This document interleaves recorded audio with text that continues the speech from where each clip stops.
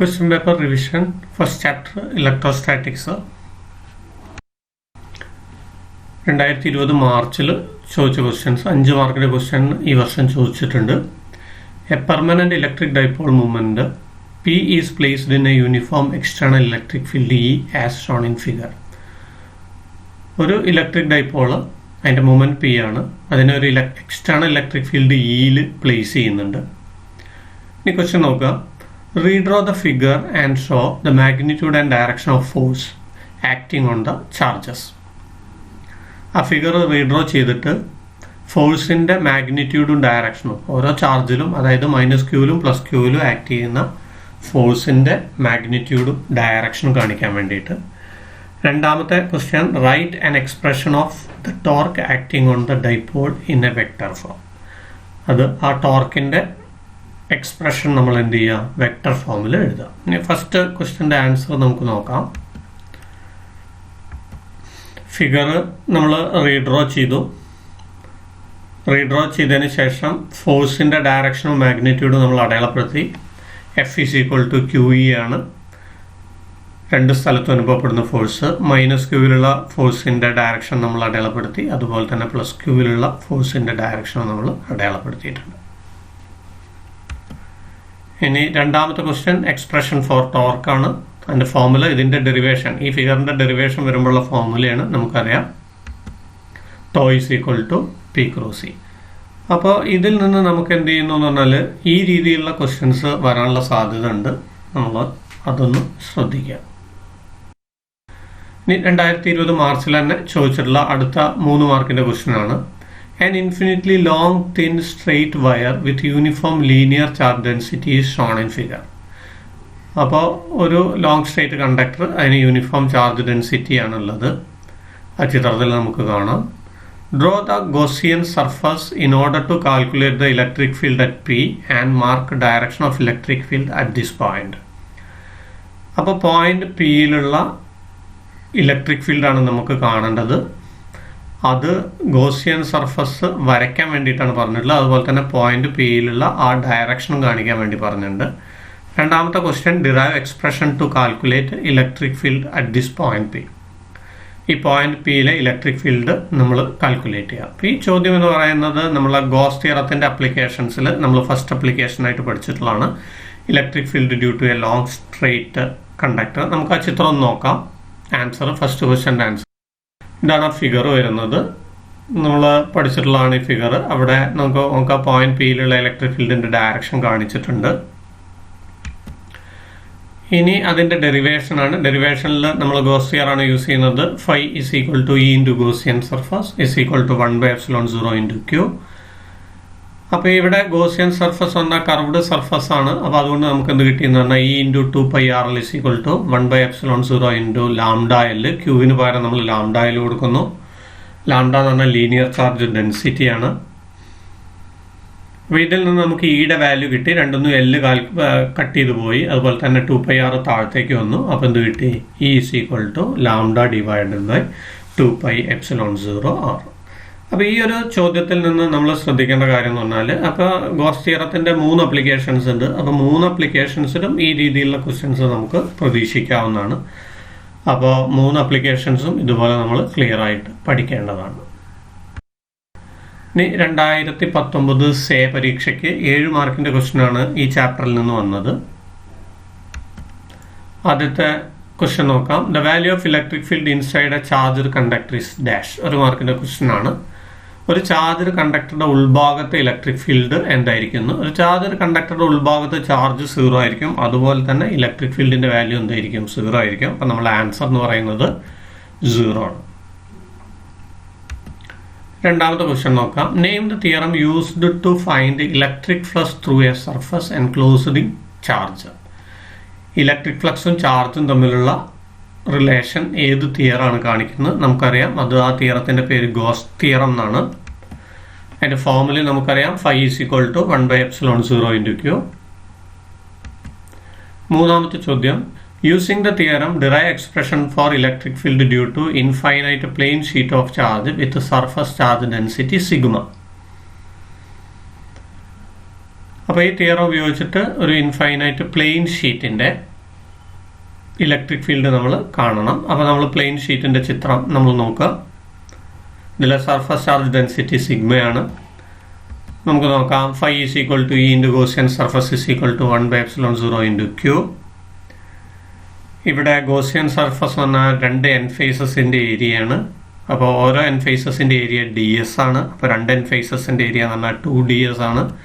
അപ്പോൾ E into 2ds is equal to 1/ε0 into sigma ds. ക്യൂവിന് പകരം നമ്മൾ സിഗ്മ ds കൊടുക്കുന്നു. ഈ സിഗ്മയാണ് surface charge density. ds cut ചെയ്ത് പോയി. അപ്പോൾ നമുക്ക് ഇയുടെ വാല്യൂ കിട്ടി. E is equal to σ/2ε0.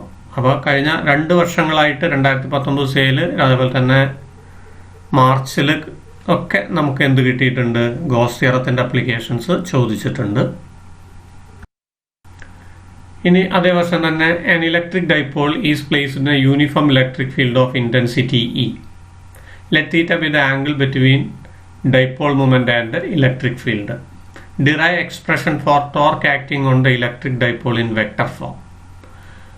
അപ്പോൾ ടോർക്ക് ഡിറൈവ് ചെയ്യാൻ വേണ്ടിയിട്ടാണ് പറഞ്ഞിരിക്കുന്നത്. What is orientation of the dipole corresponding to stable and unstable equilibrium. Stable ഇക്വിലിബ്രിയത്തിലും അൺസ്റ്റേബിൾ ഇക്വിലിബ്രിയത്തിലും ഓറിയന്റേഷൻ ഓഫ് ഡൈപോൾ എന്താണ്? ഓറിയന്റേഷൻ എന്നാൽ ഡയറക്ഷൻ അല്ലെങ്കിൽ ആംഗിൾ എത്രയാണ് വരുന്നത്.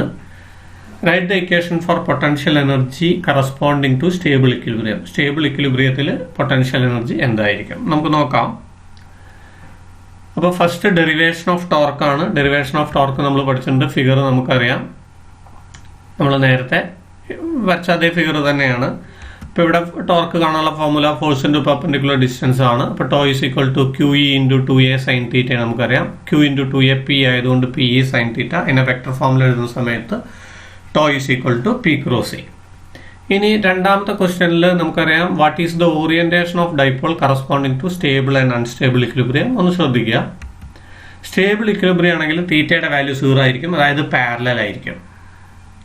അതുപോലെ തന്നെ അൺസ്റ്റേബിൾ ഇക്വിലിബ്രിയം ആണെങ്കിൽ തീറ്റയുടെ വാല്യൂ എത്രയായിരിക്കും? 180 ഡിഗ്രി ആയിരിക്കും, അതായത് ആന്റി പാരലൽ ആയിരിക്കും. അതൊന്ന് ശ്രദ്ധിക്കേണ്ട കാര്യമാണ്. സ്റ്റേബിൾ ഇക്വിലിബ്രിയത്തിൽ തീറ്റയുടെ വാല്യൂ 0.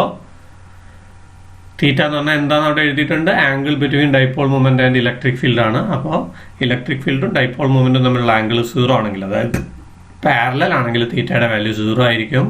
ആന്റി പാരലൽ അല്ലെങ്കിൽ 180 ഡിഗ്രി ആണെങ്കിൽ അതെന്തായിരിക്കും? അൺസ്റ്റേബിൾ ഇക്വിലിബ്രിയത്തിലായിരിക്കും. ഇനി ക്വസ്റ്റ്യൻ സിയിൽ right equation of potential energy corresponding to stable equilibrium. Potential energy കാണാനുള്ള ഫോർമുല PE നമ്മൾ പഠിച്ചിട്ടുണ്ട്. PE cos θ 1 മൈനസ് cos θ 2, അല്ലെങ്കിൽ നമുക്ക് ഇങ്ങനെ എഴുതാം potential energy is equal to minus PE cos θ. Stable equilibrium ആണെങ്കിൽ നമ്മൾ പറഞ്ഞു തീറ്റയുടെ വാല്യൂ 0 ആണ്. അപ്പോൾ ഇവിടെ തീറ്റയുടെ വാല്യൂ 0 കൊടുക്കുക. അപ്പോൾ നമുക്ക് എന്ത് കിട്ടി? Minus PE cos 0. അപ്പോൾ നമുക്ക് എന്ത് കിട്ടി? Minus PE. cos 0ന്റെ വാല്യൂ 1 ആണെന്ന് നമുക്കറിയാം. അപ്പോൾ നമുക്ക് പൊട്ടൻഷ്യൽ എനർജി എന്തായിരിക്കും? മിനിമം ആയിരിക്കും. അത്രയേ ഉള്ളൂ ആൻസർ. ഇനി നമ്മൾ അൺസ്റ്റേബിൾ ഇക്വിലിബ്രിയത്തിൽ നമ്മൾ ജസ്റ്റ് നോക്കുകയാണ്. അൺസ്റ്റേബിൾ ഇക്വിലിബ്രിയം ആകുമ്പോൾ തീറ്റയുടെ വാല്യൂ എത്രയാണ്? 180 ഡിഗ്രിയാണ്. അപ്പോൾ എന്ത് കിട്ടി? Minus PE cos 180. cos 180യുടെ വാല്യൂ -1 ആണ്. അതുകൊണ്ട് നമുക്ക് എന്ത് കിട്ടി? പ്ലസ് PE കിട്ടി. അപ്പോൾ മാക്സിമം വാല്യൂ കിട്ടുന്നത് എപ്പോഴാണ്? അൺസ്റ്റേബിൾ ഇക്വിലിബ്രിയത്തിലാണ്. തീറ്റ 180 ഡിഗ്രി ആയിരിക്കുമ്പോഴാണ്.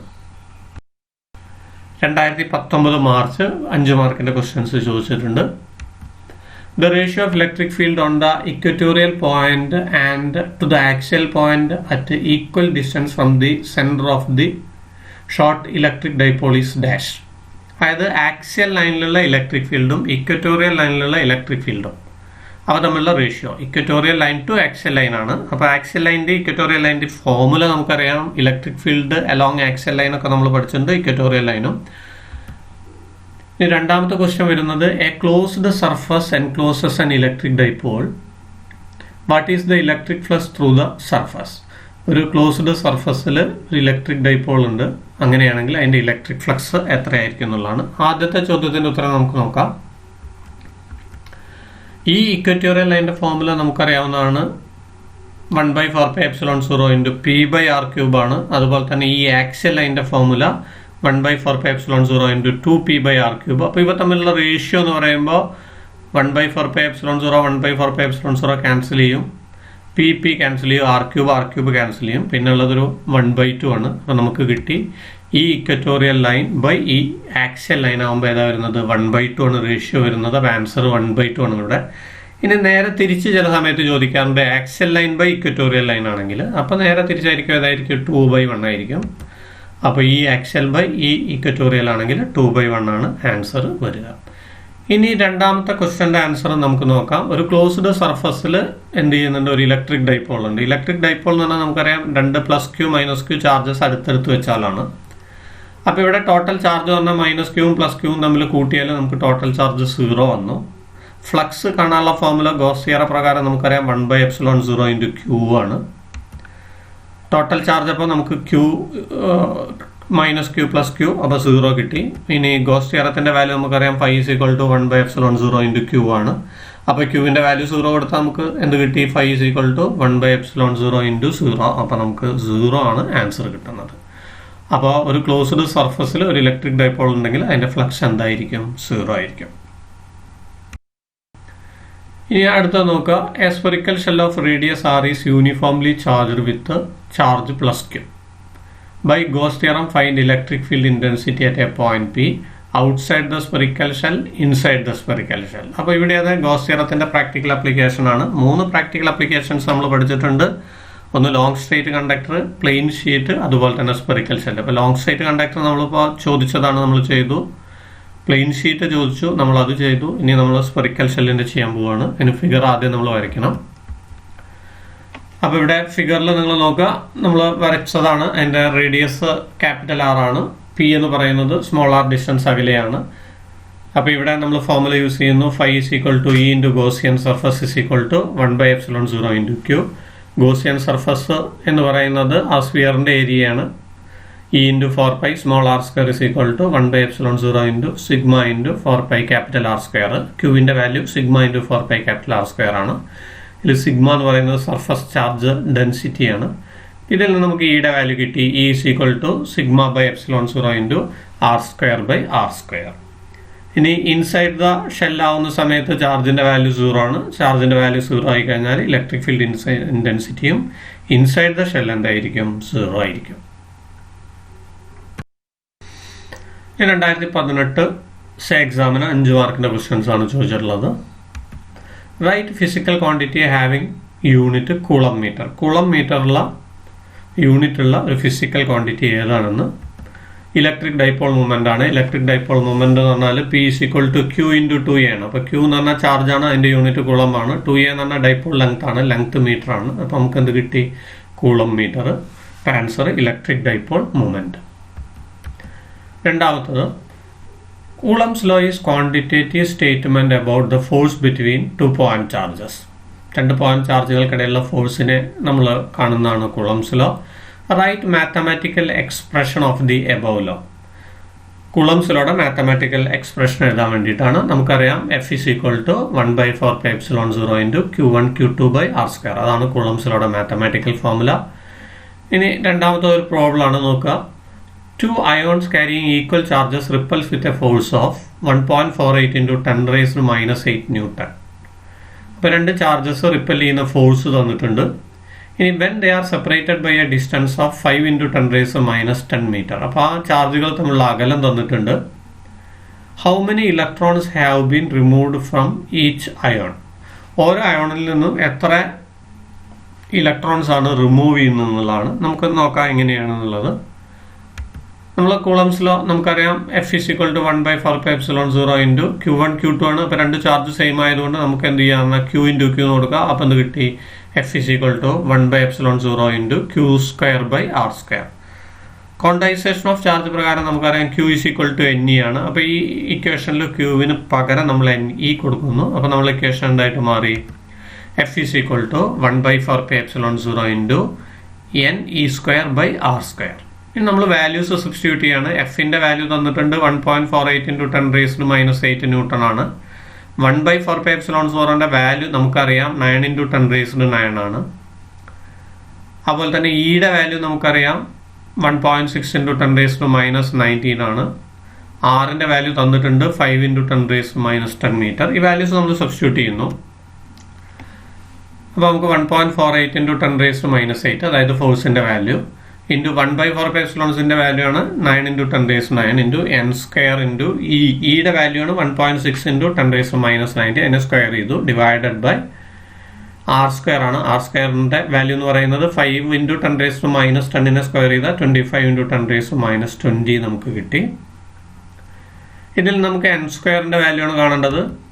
n സ്ക്വയറിൻ്റെ വാല്യൂ കാണാൻ വേണ്ടിയിട്ട് n സ്ക്വയറിനെ അവിടെ നിർത്തി കഴിഞ്ഞാൽ നമുക്ക് ഈ വാല്യൂ കിട്ടുന്നുണ്ട് 1.48 × 10⁻8 into 25 × 10⁻20 divided by 9 × 10⁻9 into 2.56 into അതായത് 1.6നെ നമ്മൾ സ്ക്വയർ ചെയ്യുമ്പോൾ ഇൻറ്റു 10⁻38.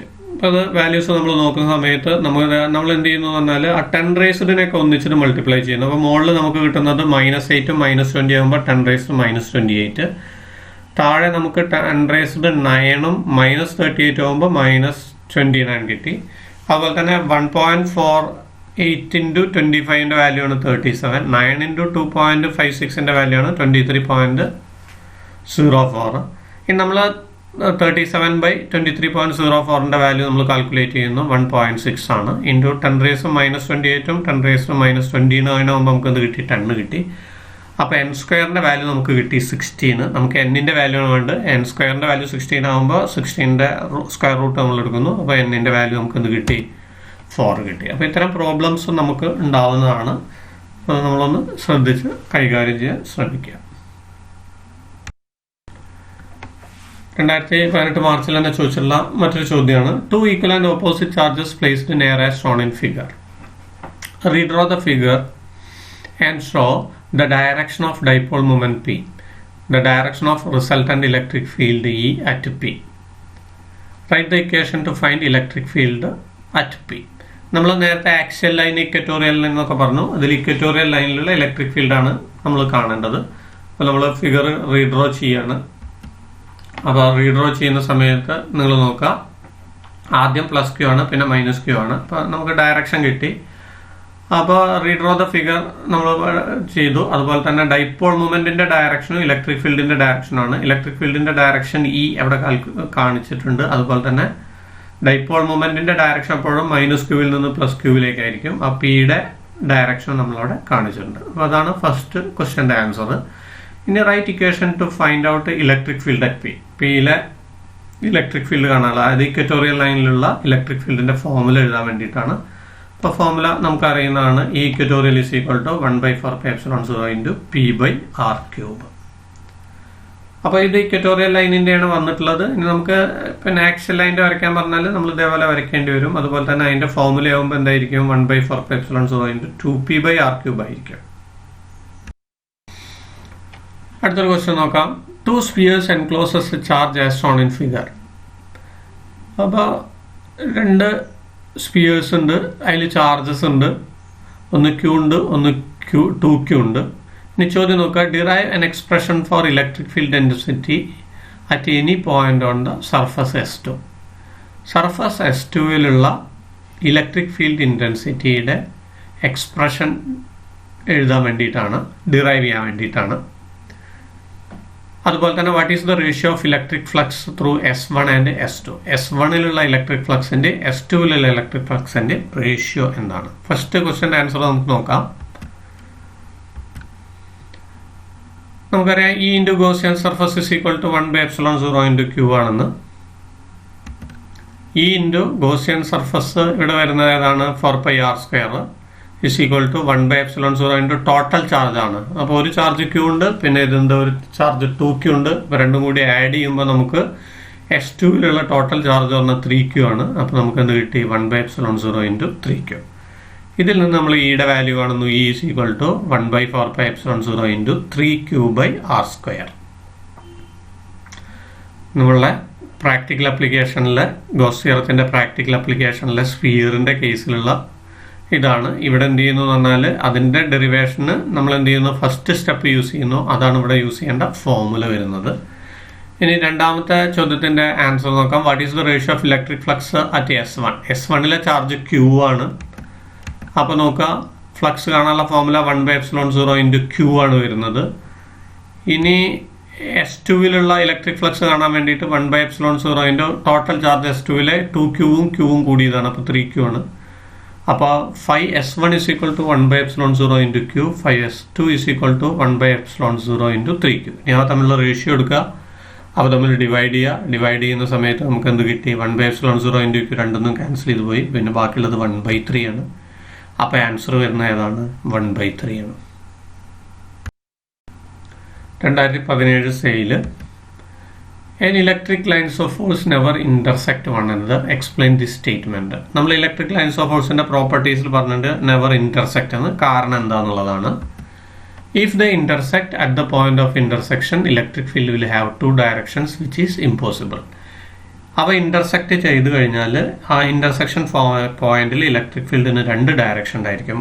അത് ഇമ്പോസിബിൾ ആണ്, അതുകൊണ്ടാണ് അവ ഇന്റർസെക്ട് ചെയ്യാത്തത്. അടുത്ത question, how many electrons constitute an electric charge of -16 മൈക്രോകൂളം? -16 മൈക്രോകൂളമ്പിൽ എത്ര ഇലക്ട്രോൺസ് ഉണ്ട് എന്നുള്ളതാണ്. അപ്പോൾ നമ്മൾ നോക്കുക, നമ്പർ ഓഫ് ഇലക്ട്രോൺസ് കാണാൻ വേണ്ടിയിട്ട് എന്ത് ചെയ്യുന്നു പറഞ്ഞാൽ 1 microcoulomb divided by charge of electron ആണ് വരുന്നത്. നമുക്ക് അറിയാം Q is equal to Ne ആണ്.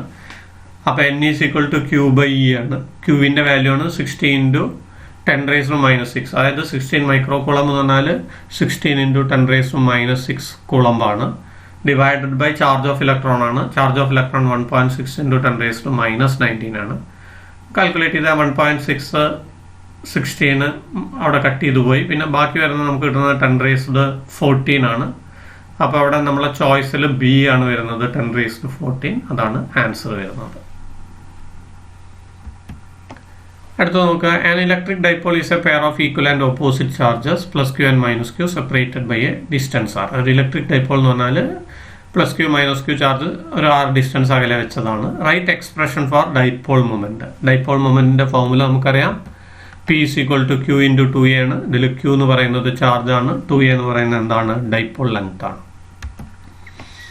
അടുത്ത question, when an electric dipole is subjected to uniform electric field, what will happen to torque and net force? ഒരു ഇലക്ട്രിക് ഡൈപോളിനെ യൂണിഫോം ഇലക്ട്രിക് ഫീൽഡിൽ വെച്ച് കഴിഞ്ഞാൽ ടോർക്കിനും നെറ്റ് ഫോഴ്സിനും എന്താണ് സംഭവിക്കുന്നത്? Experiences A torque. അപ്പോൾ uniform electric ഫീൽഡിലാണെങ്കിൽ electric ഡൈപോളിന് എന്തുണ്ടായിരിക്കും? ഒരു ഫോഴ്സ് എക്സ്പീരിയൻസ് ചെയ്യുന്നുണ്ട്, പക്ഷെ നെറ്റ് ഫോഴ്സ് എന്തായിരിക്കും? 0 ആയിരിക്കും. ഇനി നേരെ തിരിച്ചാൽ വിചാരിക്കുക, നോൺ യൂണിഫോം ഇലക്ട്രിക് ഫീൽഡ് വിചാരിക്കുക, അപ്പോൾ അതെന്ത് ചെയ്യുന്നുണ്ട്? ടോർക്കും എക്സ്പീരിയൻസ് ചെയ്യും, അതുപോലെ തന്നെ ഫോഴ്സും എക്സ്പീരിയൻസ് ചെയ്യുന്നുണ്ട്. അടുത്ത question, goes theorem is useful in determining electric field when the source distribution has A symmetry. Goes theorem നമ്മൾ എന്ത് ചെയ്യുന്നുണ്ട്? ഒരു സിമ്മട്രിക് ഫീൽഡിൽ അപ്ലൈ ചെയ്യുന്നുണ്ട്. ഇനി അതിലെ ഫസ്റ്റ് ക്വസ്റ്റ്യൻ നോക്കുക, electric field density at a distance R from uniformly charged infinite plane sheet of charge. ഒരു ഇൻഫൈനൈറ്റ് പ്ലെയിൻ ഷീറ്റ് ഓഫ് ചാർജിന്റെ ഇലക്ട്രിക് ഫീൽഡ് എങ്ങനെയാണെന്നാണ് ചോയ്സ് എന്നുണ്ട്. Proportional to R, proportional to 1/R, proportional to R², independent of R. അപ്പോൾ ഇവിടെ നമുക്ക് formula അറിയണം. അതായത് Gauss തിയറത്തിന്റെ അപ്ലിക്കേഷൻ ആണ്. ഇൻഫൈനൈറ്റ് പ്ലെയിൻ ഷീറ്റ് എന്ന് പറയുമ്പോൾ നമുക്കറിയാം ഇയുടെ വാല്യൂ എന്താണ്? σ/2ε0 ആണ്. E is equal to, അപ്പോൾ അവിടെ ഒന്ന് സിഗ്മയാണ്, പിന്നെ ε0 ആണ് ഡിപ്പെൻഡൻസി വരുന്നത്. ആറുമായിട്ട് എന്തില്ല? യാതൊരു ഡിപ്പെൻഡൻസും ഇല്ല. അപ്പോൾ നമ്മളുടെ ആൻസർ എന്ന് പറയുന്നത് ഏതാണ്? ഇൻഡിപെൻഡന്റ് ഓഫ് R എന്നതാണ്. ഇനി അടുത്ത നോക്കുക, a thin spherical shell of radius R is uniformly charged to a surface charge density sigma. Using Gauss theorem derive expression to find electric field produced outside the shell.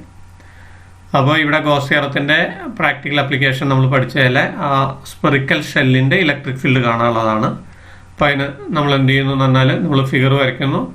അതിനുശേഷം നമ്മൾ ആ derivation നമുക്കറിയാം, നമ്മൾ ഒരു പ്രാവശ്യം ചെയ്താണ്. φ is equal to E into Gaussian surface is equal to 1/ε0 into Q. E into 4πr² is equal to 1/ε0 into sigma into 4πR². Sigma എന്ന് പറഞ്ഞാൽ അറിയാം സർഫസ് ചാർജ് ഡെൻസിറ്റി ആണ്. അപ്പോൾ ഇയുടെ വാല്യൂ നമുക്ക് കിട്ടി σ/ε0 into R²/R². ഈ ചോദ്യം റിപ്പീറ്റഡ് ആയിട്ട് നമ്മൾ ചോദിക്കുന്നുണ്ട് ഗോസ് തിയറത്തിന്റെ പ്രാക്ടിക്കൽ ആപ്ലിക്കേഷൻസ്. അടുത്ത നോക്കാം 2016 മാർച്ചിലെ how much greater is 1 microcoulomb compared to electronic charge. 1 microcoulomb electronic ചാർജിനേക്കാൾ എത്ര കൂടുതലാണ്? അപ്പോൾ തമ്മിലുള്ള റേഷ്യോ ആണ് നമ്മൾ എടുക്കേണ്ടത്. 1 മൈക്രോകൂളം എന്ന് പറഞ്ഞാൽ 10⁻⁻6 ആണ്. ഇലക്ട്രോണിക് ചാർജ് എന്ന് പറഞ്ഞാൽ 1.6 × 10⁻⁻19 ആണ്. 1.6 നമ്മൾ ഒഴിവാക്കുന്നു, ഇപ്പോൾ 10⁻⁻19. ഇത് കാൽക്കുലേറ്റ് ചെയ്ത് കഴിഞ്ഞാൽ നമുക്ക് എന്ത് കിട്ടി? 10⁻13 കിട്ടി. അപ്പോൾ നമ്മൾ ഫസ്റ്റ് ചോയ്സ് എ ആണ് ആൻസർ, 10⁻13. രണ്ടാമത്തത്, A point charge 2 microcoulomb is placed at the center of a cubic Gaussian surface of side 0.5 cm. What is the net flux through the surface? ഒരു പോയിന്റ് ചാർജ്, അതിന്റെ charge എത്രയാണ്? 2 microcoulomb ആണ്. ഒരു ക്യൂബിന്റെ സെന്ററിലായിട്ട് വെച്ചിട്ടുണ്ട്. അതിന്റെ സർഫസിന്റെ side എത്രയാണ്? 0.5 cm ആണ്. അങ്ങനെയാണെങ്കിൽ net flux through the surface എത്രയായിരിക്കും എന്നുള്ളതാണ്. നമുക്കറിയാം φ = 1/ε0 × Q ആണ്. അപ്പോൾ ഇവിടെ ചാർജ്, ക്യൂവിന്റെ ചാർജാണ് മുകളിൽ കൊടുത്തിരിക്കുന്നത്, 2 × 10⁻⁻6. അതുപോലെ തന്നെ ε0ന്റെ വാല്യൂ ആണ് 8.854 × 10⁻⁻12. വാല്യൂ കാൽക്കുലേറ്റ് ചെയ്ത് കഴിഞ്ഞാൽ നമുക്ക് എന്ത് കിട്ടി? 2.26 × 10⁻15 വോൾട്ട് മീറ്റർ. ഇത്രയേ ഉള്ളൂ. നമ്മൾ ഗോസ് തിയറത്തിന്റെ ഡയറക്റ്റ് ആപ്ലിക്കേഷൻസ് ആണ് വരുന്നത്. അപ്പോൾ അവിടെ സർഫസിന്റെ സൈഡൊക്കെ തരുന്നത് നമ്മൾ വെറുതെ കോംപ്ലിക്കേറ്റഡ് ആക്കാൻ വേണ്ടിയിട്ടാണ്. ഒന്ന് ശ്രദ്ധിക്കുക. അടുത്ത ക്വസ്റ്റ്യൻ നോക്കാം. According to Gauss law, electric flux through the any closed surface is given by. അപ്പോൾ ഗോസ് ലോയുടെ മാത്തമാറ്റിക്കൽ ഫോർമുല ഈ തന്നതിൽ ഏതാന്നുള്ളതാണ്. φ = Q/ε0, Q × ε0, അതുപോലെ തന്നെ φε0r. നമുക്കറിയാം ആൻസർ ഏതാണ്? φ = Q/ε0. അടുത്ത question, obtain expression for electric field at P due to thin shell of radius R when point is at a distance R from the center of the shell. അതായത് Gauss തിയറത്തിന്റെ ആ spherical ഷെല്ലിന്റെ derivation ആണ് വരുന്നത്. നമ്മൾ ചെയ്തതാണ്, അതുകൊണ്ട് ഇനി നമ്മൾ അത് ചെയ്യുന്നില്ല. അപ്പോൾ അവിടെ നമുക്ക് ഫോർമുല വരിക E = σ/ε0 × R²/R² ആണ്. അടുത്ത ക്വസ്റ്റ്യൻ നോക്കുക. SI unit of electric flux. Electric flux കാണാനുള്ള ഫോർമുല നമുക്കറിയാം. φ = E × ds, E × ഏരിയ എന്ന് വരുന്നുണ്ട്. അപ്പോൾ അതിന്റെ യൂണിറ്റ് വരുന്നത് ഏതാണ്? വോൾട്ട് മീറ്റർ ആണ്. Obtain expression for potential energy of a dipole. ഒരു പൊട്ടൻഷ്യൽ എനർജി കാണാനുള്ള ഫോർമുല ഡിറൈവ് ചെയ്യാൻ വേണ്ടിയിട്ടാണ്. പൊട്ടൻഷ്യൽ എനർജി കാണാനുള്ള ഫോർമുല നമ്മൾ P = വർക്ക് ഡൺ ആണ്, ഇൻ്റഗ്രൽ θ1 to θ2 ടോട്ട് × dθ. ടോയുടെ വാല്യൂ P sin θ ആണ്. ആ വാല്യൂ നമ്മൾ കൊടുത്തു. അപ്പോൾ ഇൻ്റഗ്രേറ്റ് ചെയ്ത് കഴിഞ്ഞാൽ നമുക്ക് കിട്ടുന്ന എന്താണ്? Potential energy = PE cos θ1 - cos θ2. ഇതിൽ P എന്ന് പറയുന്നത് ഇലക്ട്രിക് ഡൈപോൾ മൂവ്മെന്റ് ആണ്, E എന്ന് പറയുന്നത് ഇലക്ട്രിക് ഫീൽഡ് ആണ്. What are the properties of electric lines of force? Electric lines of force എന്താ നമുക്കറിയാം. It is A curve tangent at any point on the curve gives the direction of electric field at that point.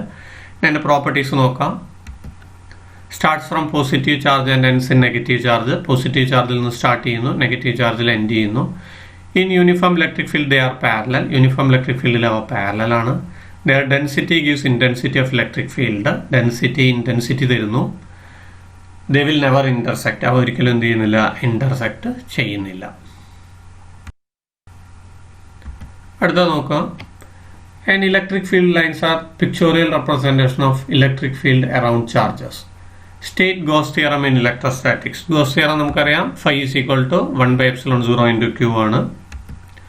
Using this law, derive expression for electric field intensity due to uniformly charged thin spherical shell. Outside the shell, inside the shell. നമ്മൾ derive ചെയ്തിട്ടുള്ളതാണ്. ഒരിക്കൽ കൂടി അത് നമ്മൾ ചെയ്യുന്നു മാത്രം, detail ആയിട്ട് ഞാൻ എക്സ്പ്ലെയിൻ ചെയ്യുന്നില്ല. ഇനി ഇൻസൈഡ് ദ ഷെല്ല് എന്തായിരിക്കും നമുക്ക് നോക്കാം. ഇൻസൈഡ് ദ ഷെല്ല് ചാർജ് 0 ആയിരിക്കും. അപ്പോൾ ഇലക്ട്രിക് ഫീൽഡും എന്തായിരിക്കും? 0 ആയിരിക്കും. ഇനി ഇതാ നമുക്ക് എന്ത് ചെയ്യുന്നു പറഞ്ഞാൽ മാച്ച് ദ ഫോളോയിങ് ആണ്. മാച്ചിങ് ദ ഫോളോയിങ്ങിൽ ഫോഴ്സ് കൂളംബ് വരുന്നു, ചാർജ് ന്യൂട്ടൺ അങ്ങനെ വരുന്നുണ്ട്. അപ്പോൾ ഇതിൽ നമുക്ക് ഫോഴ്സിന്റെ നമുക്ക് ആൻസർ ഇവിടെ നോക്കി അറിയാം. ഫോഴ്സിന്റെ ന്യൂട്ടൺ ആണ്, ചാർജിന്റെ കൂളംബാണ്. ഇലക്ട്രിക് ഫീൽഡിന്റെ newton per coulomb volt per metre ആണ്. ഇലക്ട്രിക് ഡൈപോൾ മൂവ്മെന്റിന്റെ യൂണിറ്റ് ഏതാണ് വരുന്നത്? കൂളംബ് മീറ്റർ ആണ്. മറ്റൊരു ക്വസ്റ്റ്യൻ നോക്കുക. All free charges are integral multiple of basic unit of charge e ആണ് quantization. Quantization of rule implies that. ഇതിൽ ഏത് ഫോർമുലയാണ് ക്വാണ്ടൈസേഷന്റെ ഫോർമുല എന്നുള്ളത്? Q = NE എന്ന് നമുക്കറിയാം. ആ ഫോർമുല അതാണ്.